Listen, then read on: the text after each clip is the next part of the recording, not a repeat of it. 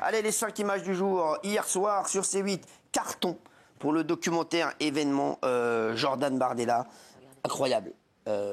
Gabriel Attal avait fait 491 000 téléspectateurs. Jordan Bardella fait plus du double, avec plus d'1 million de téléspectateurs sur C8. Un énorme carton hein, pour Jordan Bardella et pour un documentaire.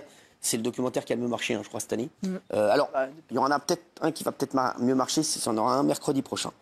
Sachez-le, sur les 100 derniers jours de C8, puisque Guillaume Janton m'a suivi pendant les 100 derniers jours. C'est pas mal, ça. Vous allez voir, vous regarderez ça. Mythiques. Non, c'est vrai. Mythique. Quoi, vraiment? Vous l'avez pas vu encore? Non. Il y a des arrivées de vous en moto dans les coulisses, c'est mythique. Rien que ça, c'est mythique. Non, c'est vrai? Ah ouais? C'est magnifique. Exceptionnel. C'est mythique. Bon, bah, écoutez, ce sera mercredi prochain en prime time. Est-ce qu'il y a des secrets? Ouais. Il y a beaucoup de choses. Ah, en tout cas, je vais voir, parce que je ne l'ai pas vu. Bien sûr. Mais c'est vrai qu'il m'a suivi pendant 100 jours, Guillaume Janton. Et j'ai envie de voir ce que vous avez... si. Oui. Il y a des moments où je m'énerve ou pas? Oui. Ouais. Pas mal. Oui, Lona. C'est dans le documentaire-là que tu fais l'annonce de si tu continues ou pas. Oui. Enfin, Ouais, alors, entre autres. non, parce qu'on fera l'annonce jeudi prochain, bien entendu, pour le prime time. Toute la vérité, c'est là. Mais il y a des... Tous les en tout cas, rebondissements. il y a des rebondissements. Exactement, il y a tous les rebondissements. Et on va encore tourner là, parce qu'il va encore avoir des rebondissements. Donc ça va être jusqu'à la fin, hein, jusqu'à mercredi. Alors, Jordan Bardella, c'est un phénomène médiatique. Hein. Il y a des fans qui deviennent presque fous en sa présence. On dirait Jean-Michel Maire au Salon du Livre. Regardez. Moi aussi, je vous aime. Et moi aussi. Ah oui, il me plaît ce soleil. Il est dynamique, il est beau, il est agréable, il est direct, il est tonique et qu'il dit ce qu'il a à dire. Il va finir chef d'État. Ça, j'en suis persuadé.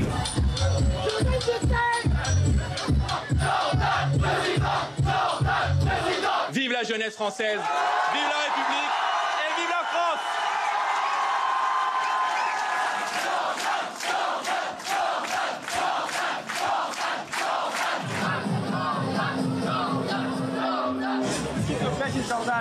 TikTok, il est trop fort. TikTok, il est trop fort.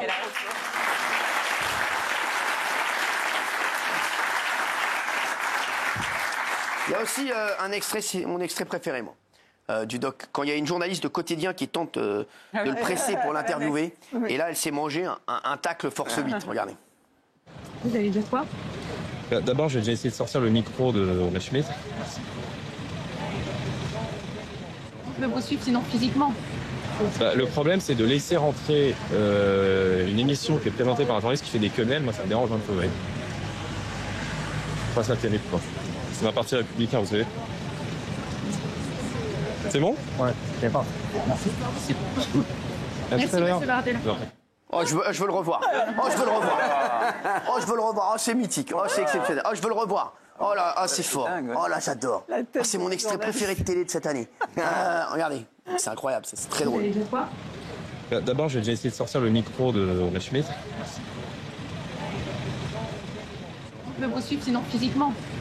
Le problème, c'est de laisser rentrer une émission qui est présentée par un journaliste qui fait des quenelles. Moi, ça me dérange un peu. Ouais. Pas ça terrible, quoi. C'est ma partie républicain, vous savez. C'est bon? Ouais, c'est pas. Merci, monsieur Bardella. Elle est gentille, la journaliste. Elle est gentille. C'est vrai. Franchement, elle est bien. Hein. Elle est stricte. Ouais, c'est vrai, la pauvre, c'est pas... Voilà, mais bon, mais c'était marrant quand même, j'ai bien aimé. Ah, il y a son passage dans TPMP. Regardez, il est déjà venu à plusieurs reprises sur notre plateau. Il en a parlé, c'est ça, Guillaume? Oui, il en a parlé parce qu'il était venu débriefer son complément Exactement. d'enquête dans l'émission. C'est ça, exactement, regardez. J'aime bien les sur TPMP parce qu'ils ont toujours des dans la loge.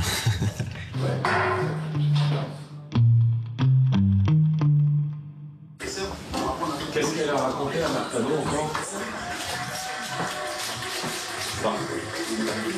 Non, tu me donnes ça dans une émission et a priori, je m'en sors pas trop mal. Voilà, alors, on va en mettre à tout le monde hein, maintenant, c'est sûr.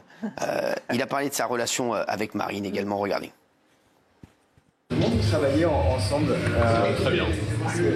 Ça marche. Mais en fait, les gens pensent qu'on a une méthode hyper organisée, mais on travaille naturellement. Ça fait déjà quand même un certain nombre d'années, donc Voilà, on essaie de se partager les rôles, notamment dans les meetings comme ça où on prend la parole l'un après l'autre. Ma relation avec Marine, c'est très difficile d'en parler parce que elle est ni amicale ni professionnelle. Elle est très politique, mais en fait, elle est un peu de tout ça à la fois. C'est une relation d'une très grande confiance. Elle compte beaucoup pour moi. Je sais ce que je lui dois et si j'en suis là où j'en suis aujourd'hui, c'est en grande partie grâce à elle.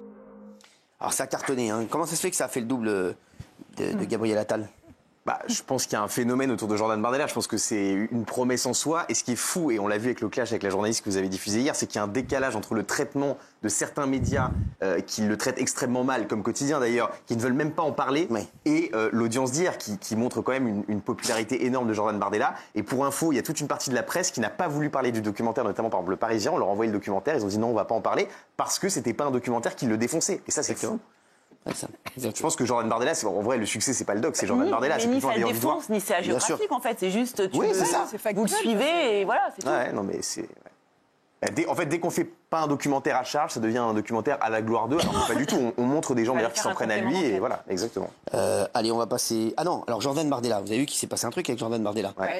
Il devait faire un discours à Washington, Jordan Bardella, lors de la convention des conservateurs, sauf qu'il a décidé d'annuler après qu'un ancien conseiller de Donald Trump ait tendu le bras, ce qui fait penser bien entendu à un salut nazi. C'est vrai que le geste, il est quand même... Oui, la vidéo, elle est sans ambiguïté. Franchement, là, lui, il est tranquille. Lui, costaud, ouais. Lui, il est costaud quand même. Je sais pas qui est. Et donc, Jordan Bardella a annulé.